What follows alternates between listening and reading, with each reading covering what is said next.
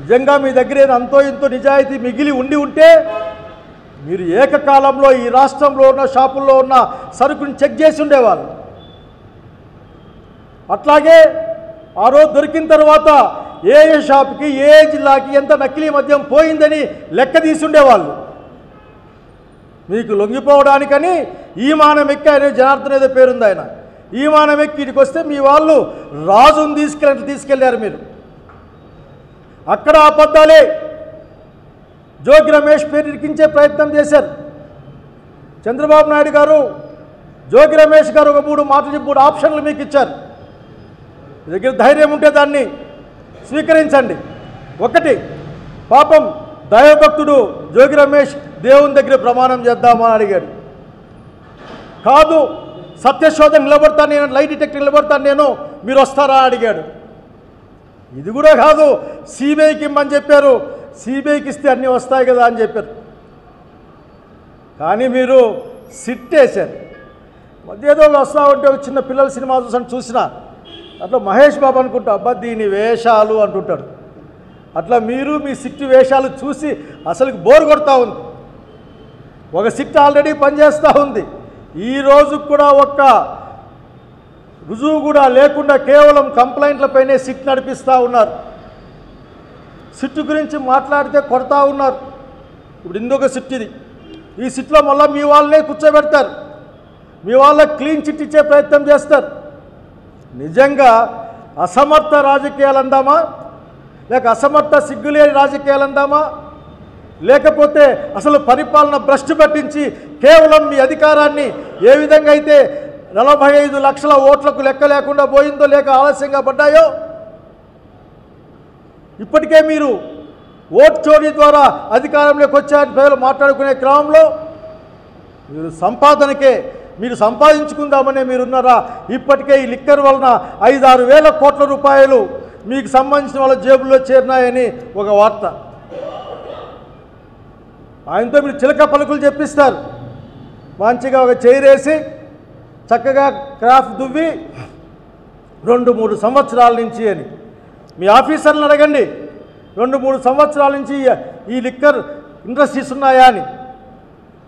వాళ్ళే చెప్పారు ఈ మధ్యకాలంలో వచ్చాయి, ఈ ప్రభుత్వం వచ్చినాక నెల కింద వచ్చాయని చెప్పారు. పొంతం లేని సమాధానాలు. మీ కొడుకే వస్తాయి. నేను మామూలు పిల్లల గురించి మాట్లాడడానికి పెద్ద ఇష్టపడను, కానీ నేను ఒక మాట చెప్పాలనుకున్నా లోకేష్ బాబు గారికి. మీరు అర్థంలే అసంబద్ధంగా మాట్లాడతారేంది? మీ నోట్లో నుంచి ఆఖరికి అధికారం పట్ల ఉన్న కాంక్ష తప్ప ఖచ్చితంగా ఇంకేం కనపడదు. మీరు ఒక విఫల మంత్రి. మీ నాయకత్వంలో ఉన్న మీ శాఖలో ఇప్పటికే 10th క్లాస్ పరీక్షలు నిర్వహించలేరు, ఫలితాలు ఇవ్వలేరు. ఆ డిఎస్సిలో గొడవలు, ఆ కురుపాంలో పిల్లలు హెపటైటిస్ ఏతో మరణించేది.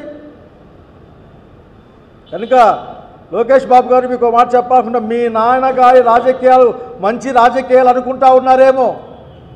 అవి ధూర్త రాజకీయాలు, చెడ్డ రాజకీయాలు. అవి కొద్దిగా హెల్తీ పాలిటిక్స్ని నేర్చుకోమని చెప్తా ఉన్నా.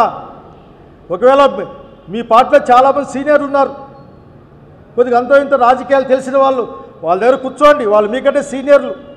ఎందుకంటే వాళ్ళని గౌరవించడం ఎట్లాగో మీకు తెలియదు. నిన్న నేను నంద్యాల మీటింగ్లో చూసిన మంత్రులంతా కూర్చోంటే మీరు మాత్రం పైన కూర్చున్నారు. స్థానిక ఎమ్మెల్యే ఎంపీ కూడా కూర్చున్నట్లు నాకు కనపడలే. కనుక మీ నాన్నగారి పాలిటిక్స్ కాదు, మంచి పాలిటిక్స్ నేర్చుకోండి. అసలు సత్యకుమార్ గారి మాటలు ఆయన ఎప్పుడూ అసత్యాలే మాట్లాడతారు. కానీ సత్యకుమార్ సత్యమైన మాట మాట్లాడాడు ఆ కురుపాం సంఘటన పోయిన తర్వాత. ఇది చాలా పెద్ద పేపర్లో వచ్చిన వార్త, ఇండియన్ ఎక్స్ప్రెస్లో వచ్చిన వార్త ఇది. ఆయన ఏమంటా అంటే నాదేముంది,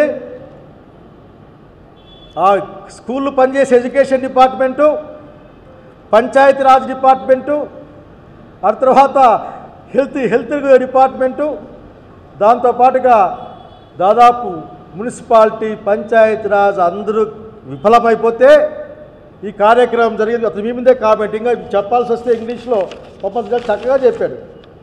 ఏం చెప్పాయంటే other line departments other than health such as Panchayati Raj, DCF గారు వినాలి, Panchayati Raj, rural water supply, tribal affairs ministry, particularly district collectors for the state of the affairs. మీ మంత్రి మీ శాఖల గురించి మాట్లాడుతూ మీరు పని చేయలేదు, మీ చేత కాలేదు, సారీ అని చెప్పుకునే ఒక పరిస్థితిని పాపం ఆ సత్యకుమార్ గారు, పేరు పొందిన సత్యకుమార్ గారు చెప్పారు.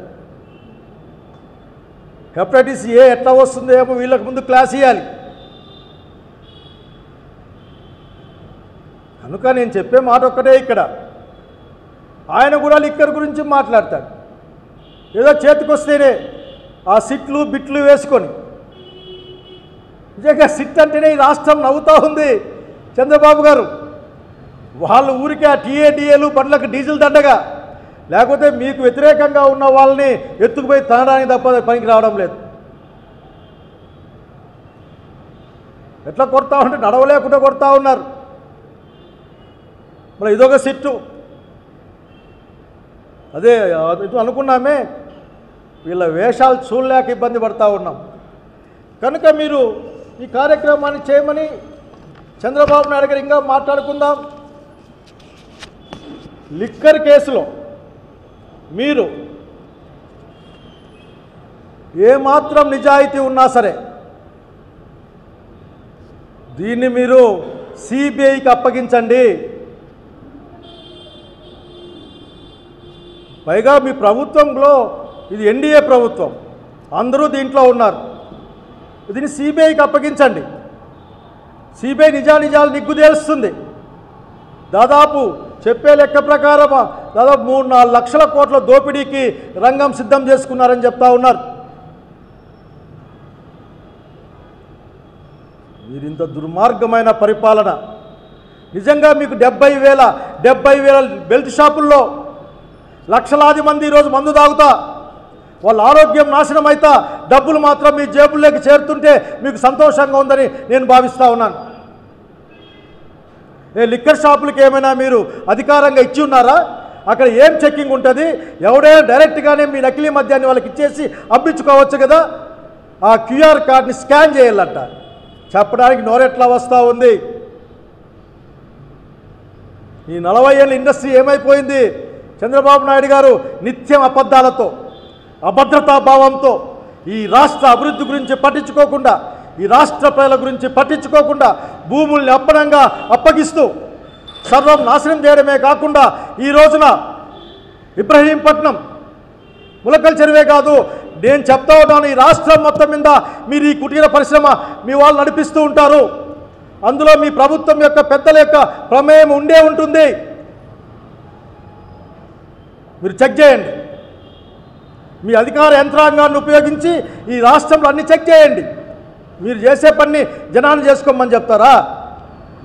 ఓ 20-30% మధ్య స్మార్ట్ ఫోన్ ఉండే వాళ్ళకి ఇంకేం పనిలే. మీ సారాయి మంచిదా కాదని చెక్ చేయాలి. ఒకవేళ మంచిది కాదని చెప్తే మీరు ఎవరు లోపలేస్తారు? ఆ షాప్ వన్ లోపలేసి మీకు ధైర్యం ఉందా? 70,000 తోలు తీస్తా అంట. ఆయన పవన్ కళ్యాణ్ కూడా ఆయన ఏదో తొక్కి నారదీస్తాడట. తీయండి, మా వెంటనండి, బెల్ట్ షాపులు చూపిస్తాం, ఊరికి 5, 6, 7, 8, 9 పద్దంగా చూపిస్తాం మేము. ఆఖరికి ఊరకనే ఒక కుచ్చితపు మాటలు మాట్లాడుతూ నేను తెలుగుదేశం పార్టీ వాళ్ళు కూడా అడుగుతా ఉన్నా, ఎటువంటి వాడిని ఎన్నుకున్నారయ్యా మీరు? మీ కళ్ళకు గంతలు కట్టి మీ చెవిలో దూది పెట్టి అన్యాయం అరాచక పాలన సాగిస్తూ ఉన్నారు. ప్రతి ఒక్కటి మీ మంచికి ఏం చెప్తా ఉన్నారు? చివరికి ప్రైవేటు కళాశాలలుగా మారుస్తున్న ప్రభుత్వ మెడికల్ కాలేజీల గురించి కూడా మీరు మాట్లాడారు. ఆఖరికి జగన్మోహన్ రెడ్డి గారి గొప్పతనాన్ని ఒప్పుకోకపోతే తెలుగుదేశం కూటమి నాయకులారా, కనీసం ప్రజల పక్షాన ప్రజల కోసం సాగిస్తున్న పోరాటంలో కలిసి రండి. మీరు చెప్పండి మీ నాయకులకి, ప్రభుత్వ మెడికల్ కళాశాలలు ప్రైవేటుకి ఇచ్చేస్తే బీదా బిక్కి అన్ని కులాల్లో ఉన్న వాళ్ళు అన్యాయం అయిపోతారు, చదువుకునే పిల్లలు నాశనం అయిపోతారు, ఆరోగ్యం అందదు. ఇప్పటికే మీ యొక్క నిర్వాహకం వలన పిఎస్సీలు పనిచేస్తలేవు, ఆరోగ్యశ్రీ పనిచేస్తలేదు. మీరు డైవర్షన్ పాలిటిక్స్ అనుకుంటా ఉన్నారు. ఇన్ని కష్టాల నుంచి బయటపెట్టడానికి కురుపాంలో పిల్లలు చనిపోతే 100 మంది పైగా హెపటైటిస్ ఏ వస్తే తాగడానికి నీళ్ళకి అదే క్లాస్ రూమ్ అదే జాలు చెప్తా ఉంటే ఇవన్నీ మాట్లాడడానికి మీ దగ్గర సరుకు లేక, మీ దగ్గర ఏ విషయము లేక, అసలు పరిపాలనే మీ దగ్గర లేక ఒక డర్టీ పాలిటిక్స్ని, ఒక చీప్ ట్రిక్స్ని పాలిటిక్స్లో మళ్ళీ మాకు ఇండస్ట్రీ ప్రతిసారి 300-500 కోట్ల రూపాయలు ఖర్చు పెడతారు, పిలిపిస్తారు కేంద్ర ప్రభుత్వంలో ఉండే వాళ్ళని. ఈ రాష్ట్రానికి రూపాయి కూడా వచ్చే పరిస్థితి లేదు, ఒక్క మాట కూడా లేదు. మీరే ప్రభుత్వం, మీ యొక్క కుటుంబ పాలన కూడా కాదు, మీ కుటుంబ పాలనని తెలుగుదేశం పార్టీ కార్యకర్తలను దీన్ని గమనించమని కోరుతా ఉన్నా. ప్రజలకు చెడ్డ జరిగేటప్పుడు మాట్లాడాలి. చీప్ లిక్కర్ కేసుల్లో ఉన్న వాళ్ళందరూ కూడా దాదాపు చీప్ లిక్కర్ బాటిల్ అమ్మిన ప్రతి ఒక్కరూ మీకు సంబంధం ఉండే ఉంటారు. బాబు గారు, నన్ను నిరూపించమనగబాకండి, అడుగుతారు మీరు. మళ్ళా నిరూపించడానికే మీ ప్రభుత్వం ఉన్నది. నిజంగా నాకు ఆశ్చర్యం వేసింది. ఆయన ఆఫ్రికా నుంచట ఈ మానవులో దిగుతాడంట, నడుచుకొని వచ్చి మీ వాళ్ళు పట్టుకొని పోతారంట. ఎంత స్క్రిప్ట్! ఈ మధ్యకాలంలో సినిమాలు రాసుకుంటూ ఉన్నారు మీరు, సినిమా పక్కీలో అన్నిటి కూడా మేనేజ్ చేస్తూ పోతూ ఉంటారు. మాట్లాడితే కొడతారు, మాట్లాడితే కేసులు పెడతారు, మాట్లాడితే భయపడిస్తారు. కాబట్టి ఈ రోజున మీరు డైవర్షన్ చేయడం కోసం లేక ఇంకోరి మీద నింద వేసే ప్రయత్నాలు ఎప్పుడు అంతే.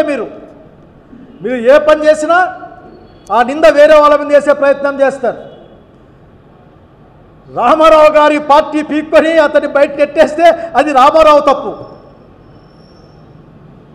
అంత గొప్పవాళ్ళు మీరు కనుక మీ యొక్క డైవర్షన్ పాలిటిక్స్ అనే ఇది అంత డైవర్షన్ పాలిటిక్స్ అనుకుంటున్నారు. డైవర్షన్ పాలిటిక్స్ కాదు ఇది. మంచి కార్యక్రమం చేసి ఏం డైవర్షన్ పాలిటిక్స్ చేసి ఉండాలా?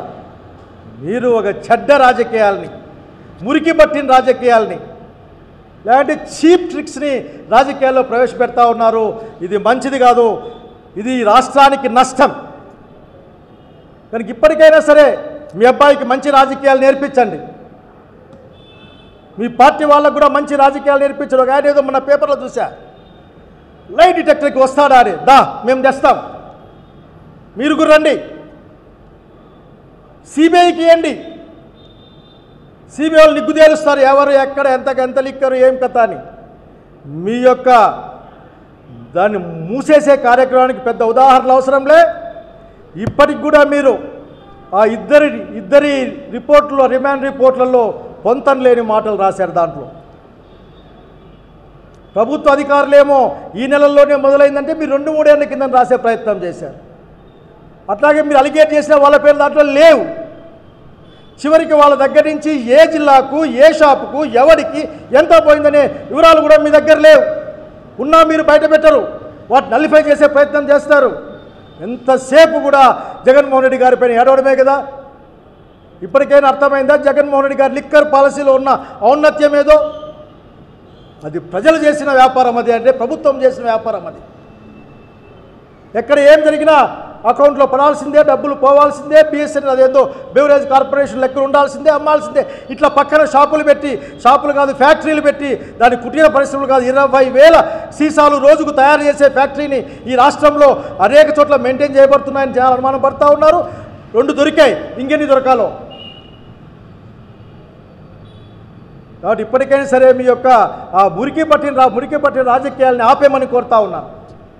ఈ రాష్ట్రానికి సంబంధించిన అభివృద్ధి గురించి అభివృద్ధి అంటే ప్రజలకు సంబంధించిన ఎకరాలు ఉరికి 1 రూపాయికి, 1 రూపాయికి అటు ఇచ్చేయడం కాదు. వాళ్ళు పెడితే ఎంత లాభం వస్తుంది, ఉంటే ఎంత లాభం వస్తుంది, ప్రజలకు ఏం మేలు జరుగుతుంది, ఇది కదా. కాబట్టి దయచేసి చెడ్డ రాజకీయాలకి ముగింపు పలకండి. ఏమి చేయలేము మీరు ఇంతవరకు.